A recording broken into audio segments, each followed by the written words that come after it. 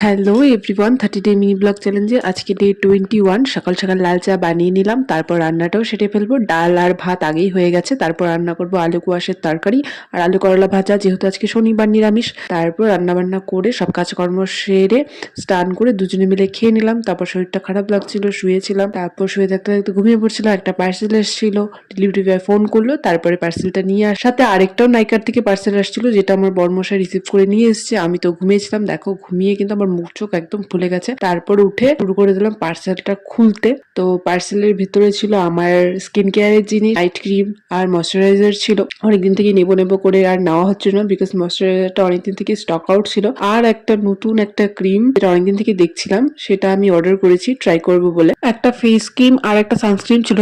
এই ব্র্যান্ডেরই আমি shampoo and conditioner use করি। এরপর রাতে আবার রুটি আর আলু ভাজা করেছিলাম, তো সেটাই বরমাসিকে খেতে দিয়ে দিলাম, সাথে আমিও একটু খেয়ে নিলাম। খাওয়া দাওয়া করে চলে গেলাম শুতে।